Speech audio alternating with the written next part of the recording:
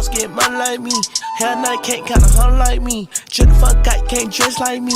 Catch a bad hoe, you can't fall like me. Yeah, they say life a gamble. Shit, guess he can't roll the dice like me. Yeah, these niggas down by fame. Shit, I'm down by money. Yeah.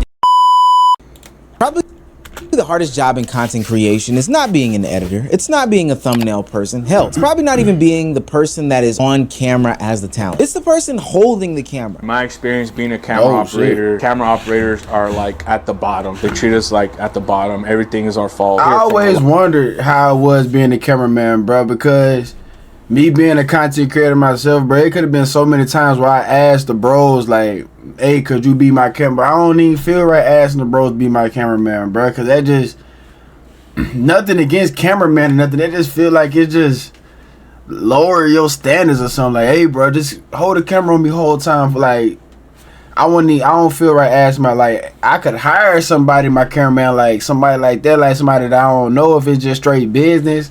Then you just come hold that camera in front of me, but like the bros and stuff like that, I couldn't even ask them to be my cameraman for real, bro.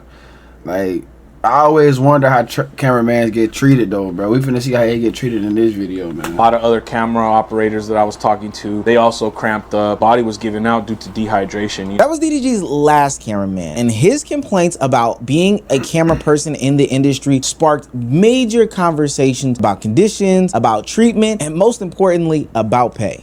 Will indirectly try to diss working for me. Like, that shit be blowing me, bro. Like, you don't know how much cameraman's paid. Tell them how much you was paid at this point, bro. Like, I don't give a fuck. Let me put this in your brain. Oh, no shit. cameraman will ever make as much money as the nigga they're filming. But after running through a third cameraman in just 2 years, DDG finds himself back on the chase. And his new streaming endeavor of finding a new cameraman has sparked a plethora of conversations. Now, we know that cameramen used to just be behind scenes, but now in 2026, they are being a part of the stream. They are speaking, they are appearing in clips, they are doing all of these different things. That's why DDG losing another cameraman is now public drama instead of another employee losing their job. And now the timeline is questioning why DDG keeps having these same problems. Why does he keep running through these cameramen? Is there an ethical dilemma that's going on? But before we answer those questions, we've got to break down what happened to his previous cameraman and why he can't keep one. If you're new to this and you haven't already, please hit that subscribe button. It's gonna go a long way for the channel. Don't make me turn my back on you like DDG has had to do with other cameramen. Now, back to the video. Streaming University has to be one of the most stressful events in the world of streaming and content creation. Not just because there's so many high caliber streamers and content creators packed into one place and space, and you as a content creator and streamer want to make sure that you're doing a good job, but because there's somebody that's being a cameraman following these streamers and content creators, and they are being put through the ringer. Look at this, bro. This is what gets sent in the group chat. There's 10 pictures. That's Rocket. That's Santos. That's Drew. That's Drew. That's Max, cameraman, Luca. That's Santos. Like, no, I'm not trying to be no bully or nothing, but like, you gotta be a straight dweeb if you just want to sit there behind the camera the whole time. Unless, like, I gotta know how much these boys getting paid, man. They gotta, if they don't get paid at least 100 racks a year, fool, or something like that, bro. You got it, fool. You need to be trying to do something your damn self. Yeah, I ain't gonna lie, that's kind of brutal right there. That's insane to me. Now, the pictures and videos may mean one thing, but DDG's cameraman, or should I say more than 100 racks, broke open the issues that plague cameraman and people that work for content creators during his time at Streaming University helping DDG out. If you're gonna be a full-time camera operator for a talent, especially of that caliber, be prepared to treat it like the mafia. Nothing comes before the talent. Your family, your mental, physical health, errands, what you have to do at the house. You'll get a phone call at 1:30 that they need you at 3 o'clock or 4 o'clock, and you are obligated to, you know, fulfill that. I suggest you have a strong program that goes well with physical, having a strong relationship with God or whoever you believe with spiritually. This job can really take a toll on you, especially when you're in the middle of the limelight unintentionally. The haters and the trolls and the harassment can really get to your head, seriously. Now, I'm trying to keep it as fair as possible when I talk about this subject because, you know, it can get a little tricky. DDG's cameraman described the job as physically demanding. He had to carry heavy equipment. He had to work in these high conditions and these long hours. Start off, Streaming University sucked. It was 92, 94 degree weather. I was carrying 50 pounds of weight towards the 10 hour. I mean, once again though, what you were a cameraman. Your camera weighed 50 pounds. How much is you getting paid though? If you getting them racks, bro, you better just hush and do your job though, cause you ain't doing nothing but just record. I mean, I can see where you coming from at the same time. You knew what you signed up for. It's not like he got you up off the streets and told you, hey, get this camera. Like, that's a business deal, bro. You a cameraman. He needed that. You feel me? Mark, I was dehydrated as fuck.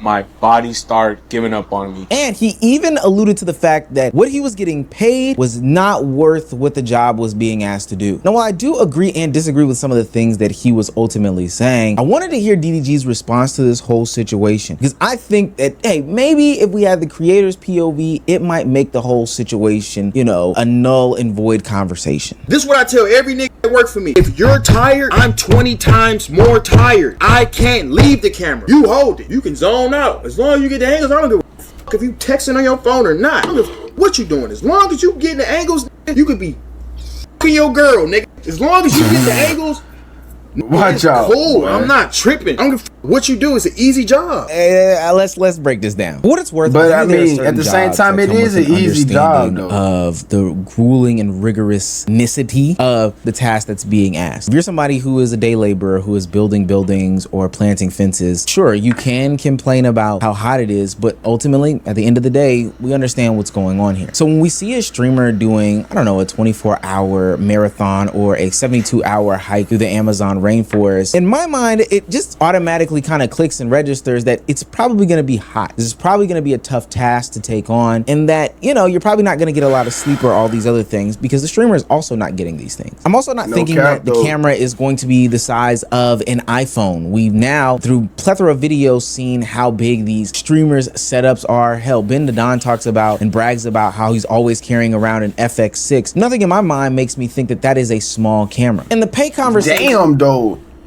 That computer costs 9 racks?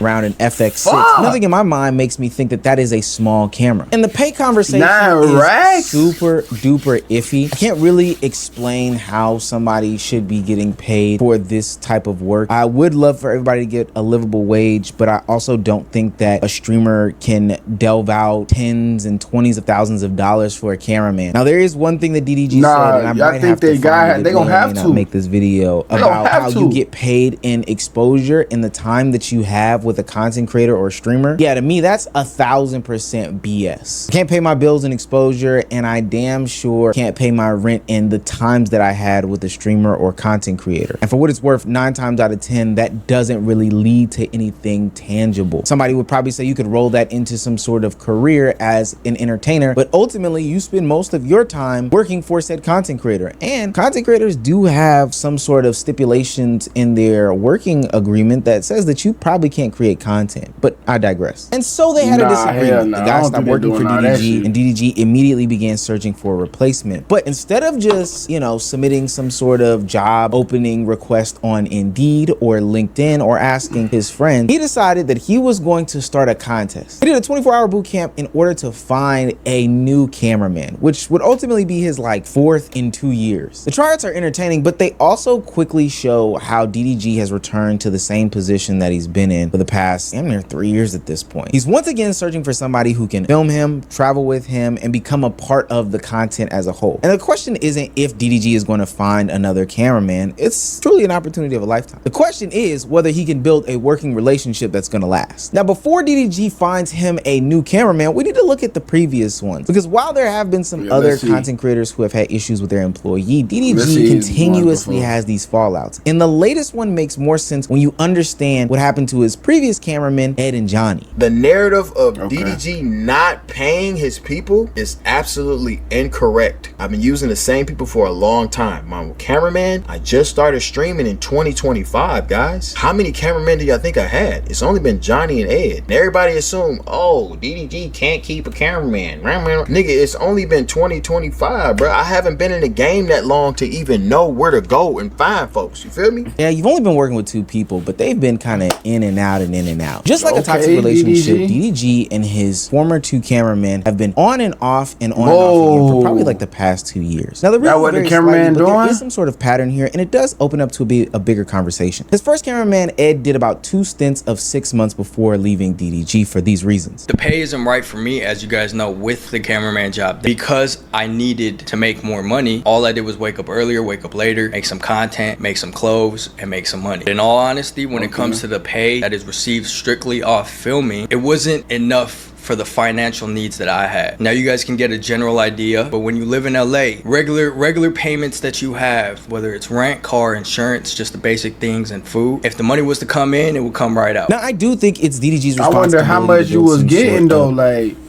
how much money do y'all think they was getting, Chad? I think they had okay, maybe 10,000 a month, that's pushing it though, but like it depends on how much you recording though, man. Like, I don't know how they would pay on cameraman, because you got to get paid by the hour, man.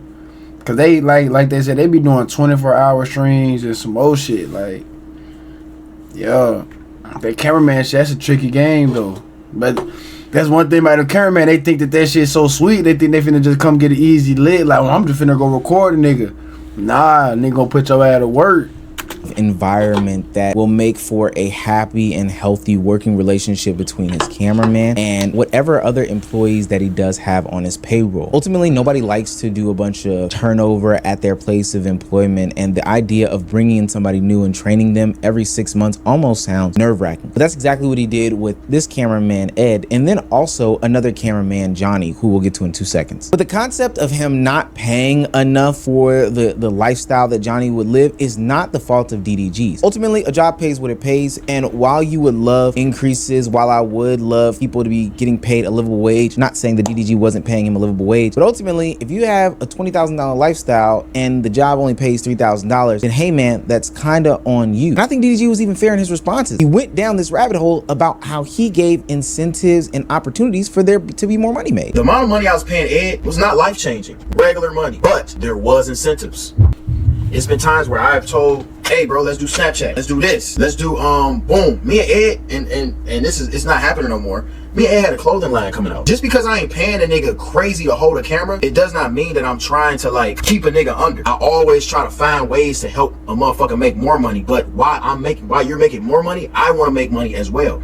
So I like to create businesses and different ventures and give people other opportunities to make money in other places, not just holding a camera on stream. Now there's some finesse in there, but I understand what DDG is saying. I understand that too, well, a little bit. Create an opportunity for me to make another stream of income so that you can also. That's the cameraman fault right there, bro. Like, you gotta know, like I said, they looking for an easy lit. They thinking oh yo, DDG hired me as a cameraman, I'm finna change my life. Like, get off dick, gang.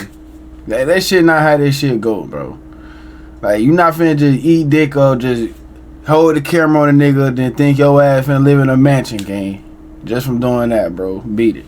So get another stream of income. It's small business. He's an entrepreneur at, to a certain degree. So I get it. But based off the other cameraman, Johnny's track record and history, it makes a lot of sense as to why these people left DDG. If you got any questions about me, Johnny filmed for me for a year. If y'all do not know, y'all know Johnny, right? He filmed for me for a year. We had a great run, and he wanted to be like 1, 8, 10, 11, and 2. Become a streamer. So then me and Johnny fell out. Luckily, 1 in 1 million. 1 in 1. This is 1 in 1 million out of all cameramen to become a millionaire after becoming a streamer. My bad for putting your money out there. Johnny, aka Yearn Boy, BKA DDG's first cameraman, would leave DDG after becoming a part of his content to go on and become a successful streamer, if you ask me. He streams to about 2,300 people. But this is where the pattern starts to get involved. DDG hires a cameraman, the cameraman becomes a part of the content. They start building their own audience. People start to develop a relationship with the cameraman on camera, but behind the scenes, problems are developing. The relationship ultimately ends up publicly, and then DDG goes on his path to finding a whole nother cameraman. And so then we get into the bigger problem of it all. DDG is talking about and bolstering the fact that, working around him brings exposure, it brings connections, it brings these different opportunities, and those benefits are real, but ultimately down the line, it's gonna become more and more and more enticing for somebody to then take what they've built in lieu of the money and turn turn this into a career and become creators themselves. The job ultimately gives these people the tools to eventually leave the job. And so even though every cameraman leaves DDG. for different reasons, the same position keeps ending in the same exact way. And now people are naturally starting to question the system around it. And this matters because cameramen aren't just invisible employees, they're part of the content now. It makes sense because we had it in the same band. Okay, so let's try to improve our day. It's my crack showing while I'm eating food. How is that possible? I don't know. I'm pretty sure TJ is showing enough. No, not with the camera. Just you. Bro! In 2026, streaming is no longer That's what just the cameraman one man army doing? of a job. You can no longer film, edit, record, hold the backpack and the camera, script out the content, find the locations, all these things. You now need editors. You now need camera people. You now need thumbnail people, producers, managers, sponsor team. The creator may be the face, but the team is what's keeping the whole thing moving. And we all know that building content with more people helps make for a better content environment. So now these cameramen are becoming a part of storylines. They're becoming people who hold people accountable, who streamers and content creators are praising, who are being taken seriously in this space, not just because they help get the videos and clips out to the public, but because they are also a part of making the content better. This also means that audiences are becoming more and more attached to them. A long-term cameraman is going to learn the creator's personality, their filming style, their daily schedule, what their good side is, what their bad side is, their friends, their family, when to speak during the stream, when not to speak during the stream, what moments are worth capturing, and so much more. But more importantly, what the audience finds to be entertaining. That level of knowledge cannot be replaced instantaneously, and this is why stability is so important. When a creator keeps the same team, you're not just seeing growth in the creator, you're also seeing growth in the whole production and shebang-a-bang in and of itself, and that's largely due to them being around and just learning for a long time. And this is what DDG is losing every time he has to get rid of a cameraman in this game. He has to rebuild chemistry. This has to be a person that needs to learn his new style. An audience must become familiar with this new person. Old relationships and inside jokes become dead. New ones have to be built. Another disagreement will ultimately become some sort of public drama. And then future applicants may have a bunch of different questions and not understanding the lengths that this person must take in order to get to doing this job properly. And this is why I look so closely at DDG's tryouts of these new cameramen. As somebody who's worked behind the scenes in content creation for a long time, since the early AMP days, I understand the complexities of bringing somebody in, hiring somebody new, getting them acclimated to the system. DDG's tryouts are proving that there is no shortage in people that are willing to film. Hell, everybody thinks that they can pick up a camera and just hold it. But the dramatic hiring process does not mean any guarantees of chemistry, trust, or loyalty. The real challenge begins when the tryouts end. Hell, even today, hiring new people is such a daunting and arduous task. Sometimes you even want to put up with the nonsense of a current employee just so that you can get to the next day. DDG's latest losing of a cameraman started as this big public disagreement, but once we look at Ed, Johnny, and the people who came after them, it becomes a much bigger problem and a much bigger conversation. And while every person may have a different reason as to why they left, some started new careers, some became tired of the job, some may not have agreed with DDG about the pay or the expectations, ultimately the result is the same. DDG loses someone who became part of the content, and it starts over and over and over again with another search for another replacement. And while the cameraman tryouts may help him find the most talented application, talent isn't the only problem. It's the chemistry, it's the trust, it's the loyalty. Hell, it's how to keep them in the long run. Now, I'm not saying that I have the answer for this. I'm not saying that this video is the end all be all. I think that this is an extremely, and I do mean extremely, tough job. Cameramen, and for what it's worth, behind the scenes people kind of have to have no lives. Their lives are circling around the content creator. But that doesn't mean that it can't be rewarding, and that doesn't mean that it's not super important for a creator to establish this relationship. Good luck to you, my brother. Wouldn't want to be in your shoes. Yeah, then they die my whole shit. They ain't gon' bury me. I put too many grams in my leaf. Kept me a shot, yeah, I better take keep. I don't trust no hoe, I don't trust my mom. Shit, cause she ain't gon' turn on me. Oh no, oh no.